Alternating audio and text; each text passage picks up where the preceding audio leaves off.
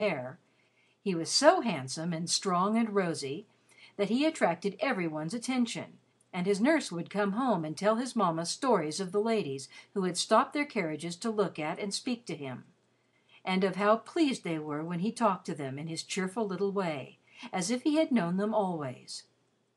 His greatest charm was this cheerful, fearless, quaint little way of making friends with people.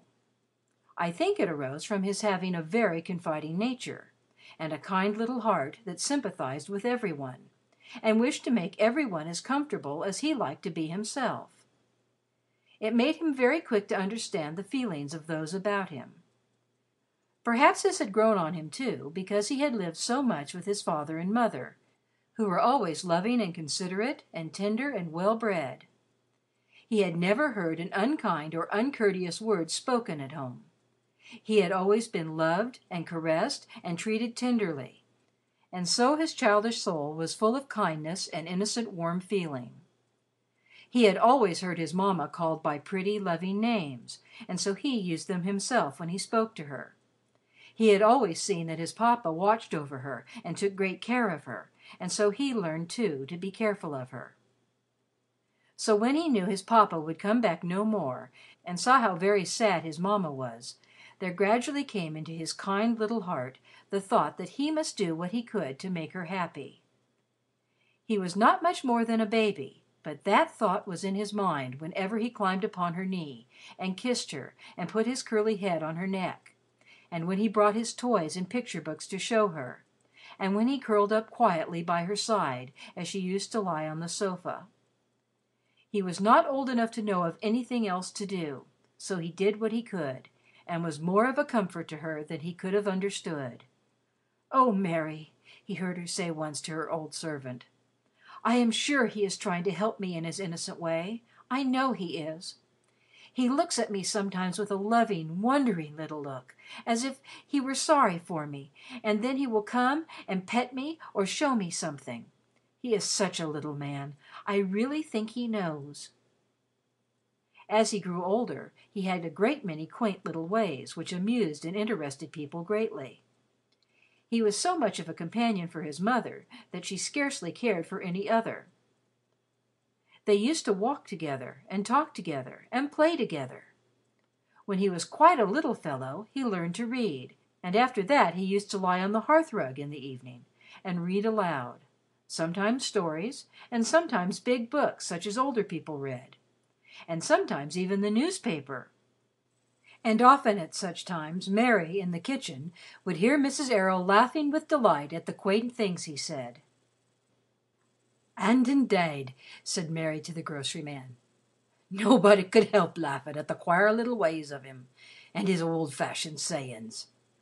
Didn't he come into my kitchen the night the new president was nominated, and stand afore the fire, looking like a picture, with his hands in his small pockets, and his innocent bit of a face as serious as a jedge, and says he to me, 'Mary,' says he, 'I'm very much interested in the 'lection,' says he.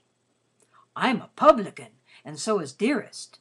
Are you a publican, Mary?' 'Sorra a bit,' says I. 'I'm the bist o' Demycrats.' And he looks up at me wid a look that'd go to your heart, and says he, 'Mary,' says he, 'the country will go to ruin.' And never a day since thin has he let go by without arguing with me to change me polytics." Mary was very fond of him, and very proud of him, too. She had been with his mother ever since he was born, and after his father's death had been cook and housemaid and nurse and everything else.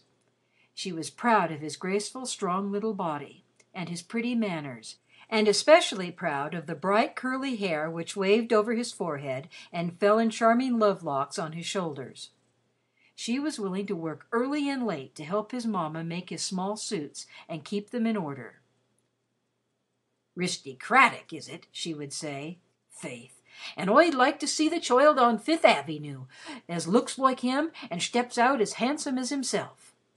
And ivery man, woman, and choild looking after him in his bit o' black velvet skirt made out of his mistress's old gowns, and his little head up, and his curly hair flying and shining. It's like a young lord he looks."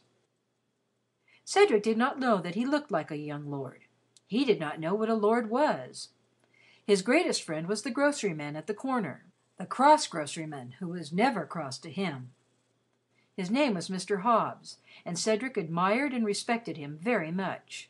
He thought him a very rich and powerful person, he had so many things in his store, prunes and figs and oranges and biscuits, and he had a horse and wagon. Cedric was fond of the milkman and the baker and the apple woman, but he liked Mr. Hobbs best of all, and was on terms of such intimacy with him that he went to see him every day, and often sat with him quite a long time, discussing the topics of the hour. It was quite surprising how many things they found to talk about. The 4th of July, for instance. When they began to talk about the 4th of July, there really seemed no end to it. Mr. Hobbs had a very bad opinion of the British, and he told the whole story of the Revolution, relating very wonderful and patriotic stories about the villainy of the enemy and the bravery of the Revolutionary heroes, and he even generously repeated part of the Declaration of Independence. Cedric was so excited that his eyes shone, and his cheeks were red, and his curls were all rubbed and tumbled into a yellow mop. He could hardly wait to eat his dinner after he went home, he was so anxious to tell his mamma. It was perhaps Mr. Hobbs who gave him his first interest in politics. Mr. Hobbs was fond of reading the newspapers, and so Cedric heard a great deal about what was going on in Washington, and Mr. Hobbs would tell him whether the president was doing his duty or not. And once, when there was an election, he found it all quite grand, and probably but for Mr. Hobbs and Cedric, the country might have been wrecked. Mr. Hobbs took him to see a great torchlight procession, and many of the men who carried torches remembered afterward a stout man who stood near a lamp-post and held on his shoulder a handsome little shouting boy who waved his cap in the air. It was not long after this election, when Cedric was between 7 and 8 years old, that the very strange thing happened which made so wonderful a change in his life.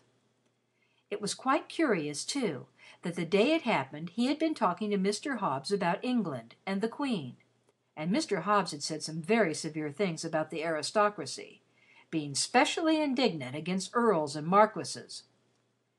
It had been a hot morning, and after playing soldiers with some friends of his, Cedric had gone into the store to rest, and had found Mr. Hobbs looking very fierce over a piece of the Illustrated London News, which contained a picture of some court ceremony.